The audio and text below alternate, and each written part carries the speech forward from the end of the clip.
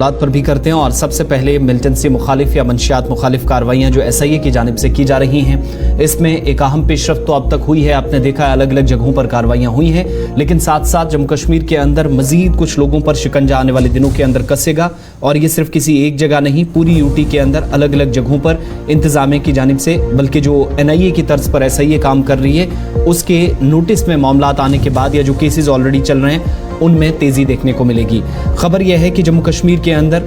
SIA की तरफ से या जो रियासती तहकीकाती एजेंसी इस वक्त काम कर रही है उसने बड़े पैमाने पर तैयारी की और मुख्तलिफ मकामात पर 500 प्रॉपर्टीज़ या जो जायदादें थी, जो असासे थे, उनको न सिर्फ मुंसलिक किया गया, जब्त हुई, जायदाद कुर्क की गई, बल्कि साथ साथ 4200 मजीद आने वाले दिनों के अंदर जो प्रॉपर्टीज़ हैं उनकी निशानदेही कर ली गई है। और ये तमाम या तो मिलिटेंसी मुखालिफ कार्रवाइयाँ जो चल रही हैं उसमें हैं, या फिर कई ऐसे मंशियात फरोश जिन्होंने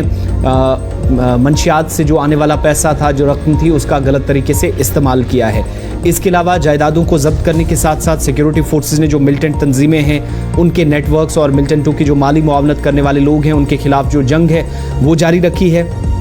भारत सरकार का ये भी कहना है कि अगर मिलिटेंसी का जो माहौलियाती निज़ाम है उसको कुचल दिया जाए तो मुख्तलिफ हिस्सों के अंदर मिलिटेंसी मुकम्मल तौर पर या इंतहा पसंदी ख़त्म हो सकती है। साथ ही हुकूमती आदाद व शुमार के मुताबिक चाहे वो मिलिटेंट्स हैं या उनके हमदर्द हैं,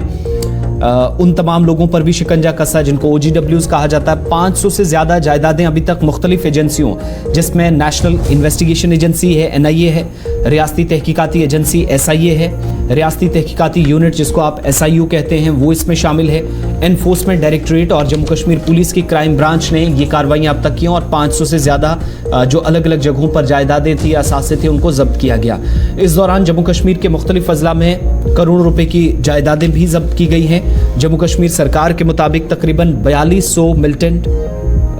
जो पाकिस्तान या पाकिस्तान ज़ेर कब्ज़ा कश्मीर POK में इस वक्त रह रहे हैं और भारत सरकार की तरफ से ऐलान करदा जो मुजरिम हैं या उनकी फहरिस्त में शामिल हैं, मोस्ट वांटेड हैं, उनकी जायदादें जब्त की जा रही हैं और आने वाले दिनों में ये कार्रवाइयाँ तेज़ होगी। इतना ही नहीं, रजिस्ट्रेशन और रेवेन्यू के इंस्पेक्टर जनरल को पहले ही 4200 अफराद की फहरिस्त मौसूल हुई है और इंतज़ामी ज़राए बताते हैं कि 4200 अफराद जो गुज़श्ता 3 दहाइयों से POK में रिहाइश पजीर है। रेवेन्यू डिपार्टमेंट के मुमकिना तौर पर जायदादों को जब्त इसी की तरफ से किया जा सकता है और इस बात को यकीनी बनाएगा कि ये जायदादें ना तो किसी को बेची गई हैं और ना ही ये किसी ने ख़रीदी हैं, किसी दूसरे शख्स के नाम पर है। इसके अलावा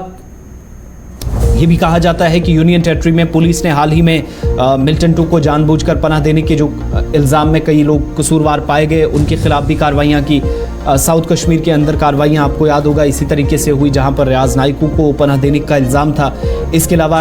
DGP RR सोहेन की तरफ से भी जब से जिम्मेदारी संभाली तो उन्होंने कहा कि वो लोग जो मिलिटेंटों की सरगर्मियों में मुलव्वस हैं, जो मिलिटेंटों के लिए माहौलियाती निज़ाम का हिस्सा हैं, जो आलीशान घर बनाते हैं, भारी रकम जमा करते हैं, दुबई, लंदन, दिल्ली या POK में जायदाद खरीदते हैं या वहाँ पर रह रहे हैं, इन लोगों के खिलाफ भी कार्रवाई करनी होगी और इसी तरीके से कार्रवाइयाँ चल रही हैं।